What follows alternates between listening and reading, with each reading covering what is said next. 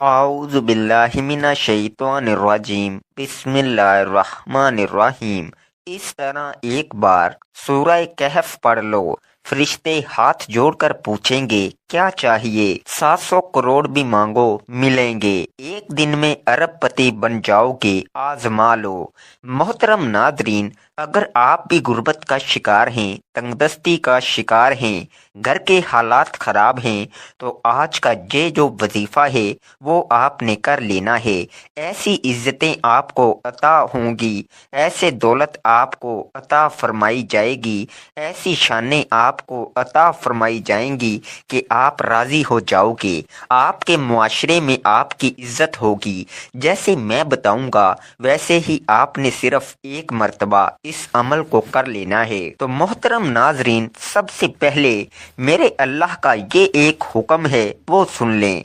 मेरा अल्लाह फरमाता है कि मैं भी और मेरे फरिश्ते भी मेरे नबी हज़रत मोहम्मद मुस्तफ़ा सल्लल्लाहु अलैहि वसल्लम पर दरूद पाक पढ़ते हैं। मैं खुद भी दरूद पाक पढ़ता हूँ। तो जो ईमान वाले हैं, जो मुझको मानते हैं, मुझे अपना रब मानते हैं, मैं इनको हुक्म देता हूँ कि वो भी मेरे नबी हज़रत मोहम्मद मुस्तफ़ा पर दरूद पाक पढ़ें। मोहतरम नाजरीन, दरूद पाक रब्बुल इज़्ज़त का एक ऐसा अमल है, जब इंसान इसको पढ़ना शुरू कर देता है तो दाएं कंधे वाले फरिश्ते इसका सवाब लिखना शुरू कर देते हैं। बाएं कंधे वाले फरिश्ते इसके जो गुनाह हैं इसको मिटाना शुरू कर देते हैं। ये ऐसा अमल है कि दोनों फरिश्तों की ड्यूटियां लग जाती हैं, दोनों फरिश्ते जो हैं वो काम पर लग जाते हैं। हालांकि बाएं कंधे वाला जो फरिश्ता है इसका काम तो गुनाह लिखना है, लेकिन जब बंदा दुरूद शरीफ पढ़ता है तो बाएं कंधे वाला जो फरिश्ता है वो भी मसरूफ़ हो जाता है, वो गुनाहों को मिटाना शुरू कर देता है। तो मोहतरम नाजरीन, ये ऐसी बरकत है दुरूद पाक की। दुरूद पाक की कसरत किया करें। जब हम वीडियोज़ में दुरूद पाक पढ़ते हैं तो कोशिश किया करें कि आप भी दुरूद पाक लाजमी पढ़ा करें, क्योंकि ये ऐसी इबादत है जिसकी कबूलियत में कोई शक नहीं है। अगर आप कोई भी इबादत करेंगे, कोई भी आप अल्लाह के नाम का वजीफ़ा करेंगे, अल्लाह से दुआ मांगेंगे, हज करेंगे, ज़कात अदा करेंगे, नमाज पढ़ेंगे, इसकी कबूलियत की कोई गारंटी नहीं है। लेकिन दरूद पाक एक वाहिद इबादत है जो हर हाल में कबूल ही कबूल है।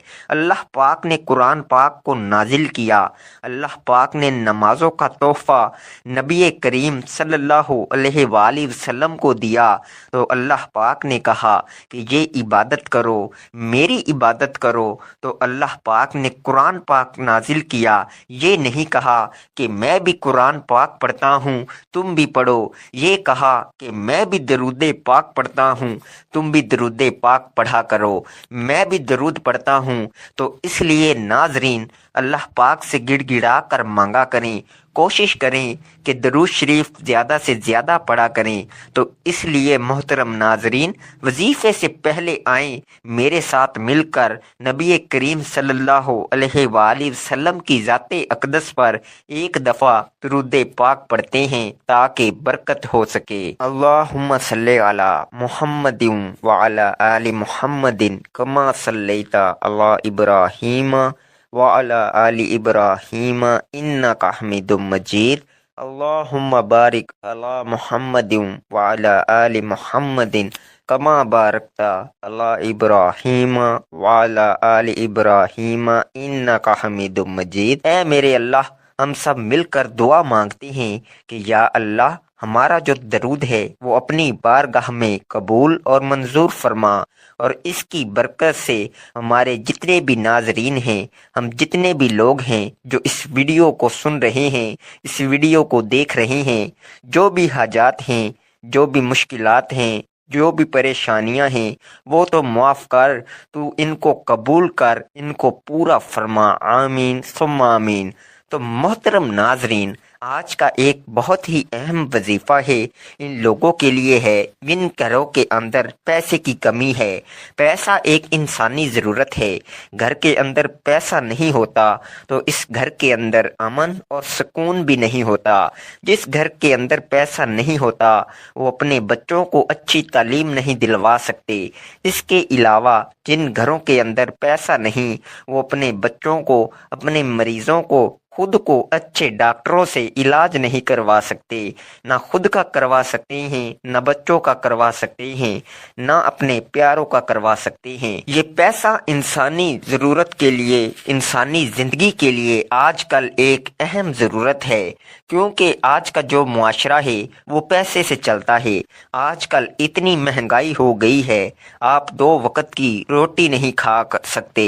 اس لیے تو میرے نبی کریم صلی اللہ علیہ وآلہ وسلم نے فرمایا تھا کہ قریب تھا کہ افلاس کفر ہوتا، کیونکہ جو غربت ہوتی ہے، جو پیسے کی کمی ہوتی ہے، یہ انسان کو کفر تک لے جاتی ہے۔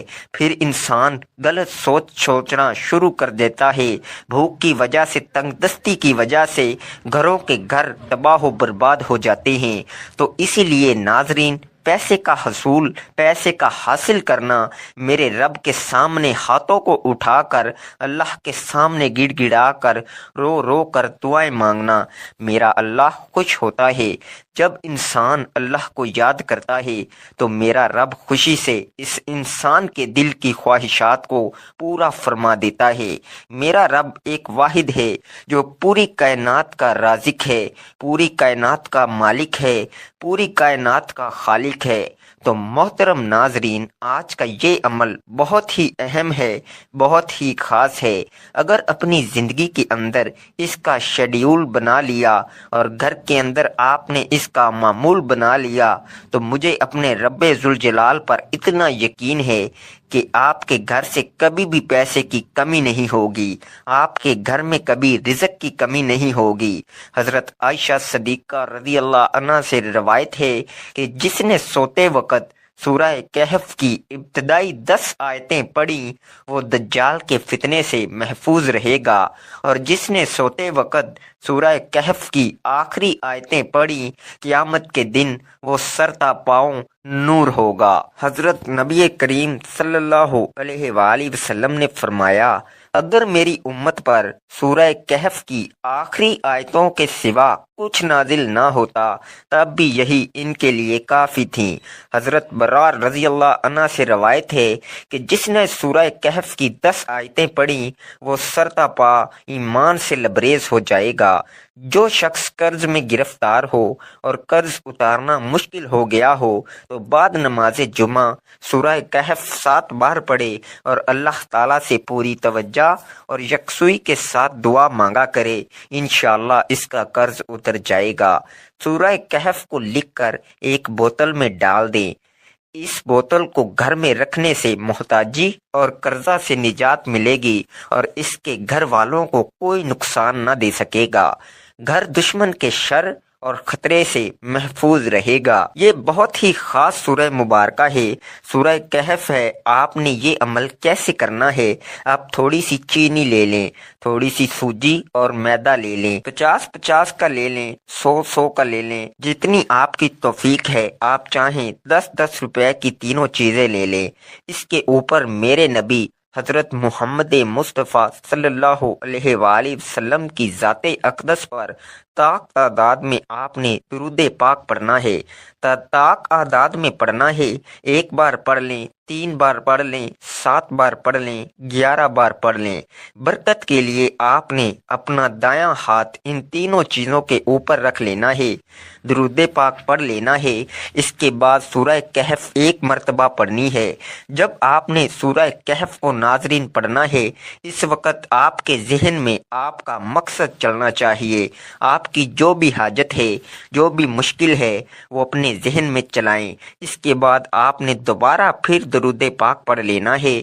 اس کے بعد درود پاک پڑھ کر آپ نے خاموشی کے ساتھ جہاں پر کیڑے مکوڑے ہیں، چیونٹیاں ہیں، گھروں میں ہیں، باہر ہیں، وہاں پہ یہ پھینک دینا ہے۔